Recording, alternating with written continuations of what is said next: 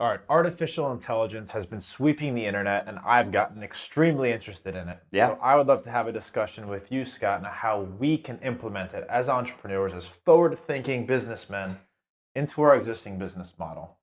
So, there's a lot of, I don't want to say ethical questions, but a lot of scary changes that could come to our current business model, especially since we run a very writing based business. And a lot of this I've mentioned to you, and I'd love to talk about some of the capabilities that I had in mind and how I want to implement them into our current company. You'd let me know what you think, and we can hopefully figure out a way to do it. Sound good? Yeah. So I think to start off, I think everyone, when you think about AI, especially like, as a writer with ChatGPT, everyone like feels like they might lose their job. I think that this is the exact opposite. I think it gives them more tools to use. I think you're always going to need writers. You're always going to need editors. But what it's going to do is it's going to shift it a little bit. It's going to be instead of, you might not need someone to write as much, but you'll still need someone to create great ideas. So if you're a good writer, if you're good at designing, if you're intelligent, you're still going to have job security. The job's going to shift a little bit. I'm going to push back a little bit. Yeah. And I think what's crazy is AI has gotten to a point now where you can spit in a prompt and it will spit out something better and more creative than most humans can do. And I also want to push back on the ideas thing. I ask ChatGPT for ideas on topics, and it spits out perfect titles, really innovative ideas, and then you can take those ideas and turn it into a longer form piece of content. I don't think that it's at a point yet where you can confidently say, no more writers, let's just trust the AI to do everything. Definitely not. It still needs to be edited. But I just did an interview and I used Jasper, not ChatGPT, but they gave me the questions and I literally put in Otter PR service, Scott Bartnick, and prompt, and it fed out answers. And then I modified it because obviously it's about me. But I was able to do, and I'm not a fast writer, but I was able to write 5,000 word, basically paper in 20 minutes. And I'm terrible at writing. So that's just crazy to me.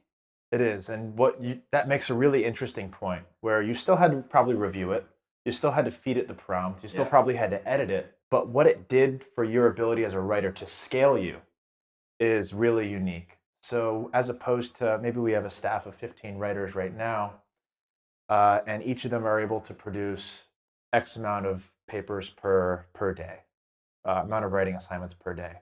Using these AI tools, it could go from 1 per day to 10 per day. It's able to scale the writers at such a rate that maybe you don't need so many writers, and that's kind of the ethical concern that I want to talk to you about as a business owner. Yeah, and I also think it depends on the topic too, because from my perspective, what it looks like is there's not a lot of information written about a topic, or if it's an individual that's not in the news a lot, they're not going to be able to pull a lot of information. I've been in the news over 1,000 times, so when I say Scott Bartnick, it goes and researches Scott Bartnick, and sometimes it pulled different people.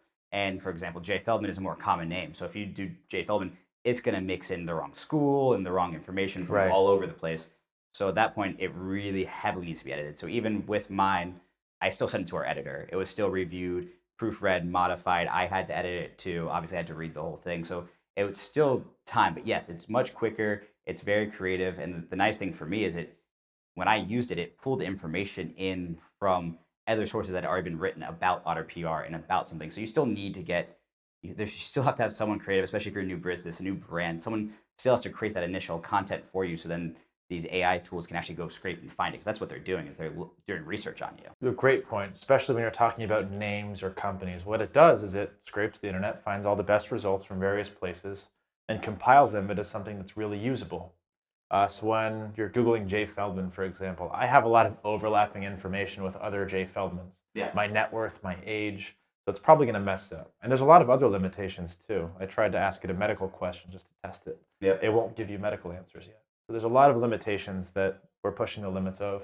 And a lot of the tools, like you mentioned, like Jasper AI, Copy AI, are actually running off the back of these other more developed AI softwares, like ChatGPT's OpenAI. Google's Lambda isn't available for public access yet, but I recently did an interview and he said it blows OpenAI out of the water. That's kind of scary. So scary. And there's a lot of other use cases outside of writing. Writing's the obvious one. School teachers are screwed. Personal statements are screwed. Essays are screwed. I don't know how they're going to deal with that. That's a whole separate situation. Even assessments. I mean, we do writing assessments for new hires, and I put in our assessments just to see what would happen, and it pumped out really good answers. And, as you can't tell unless maybe you can I've sseen people use tools where it'll say it's AI written. So that'll probably become more popular too. And I think that I asked you this question earlier, but I don't know if Google will start being able to recognize AI written materials. So for SEO, you might actually get dinged for using AI. So there's always, as you create these new tools, people are not going to want them, or they're going to say, hey, we can't have all our material written by AI. So they're going to start dinging you for that. I don't know if it is or not. Do you know it is? There is a screening for AI. Yeah. Google does recognize that. However, AI is smart enough. There's other tools to spin and rewrite the content to avoid any AI detectors. Right. So the smarter Google gets, the smarter the AI is going to get. I don't know where this is going to go in the future, but anyways, it's really handy for specifically writing tools, for social media captions, for a lot of writing tasks such as that. I think it's going to change the whole game.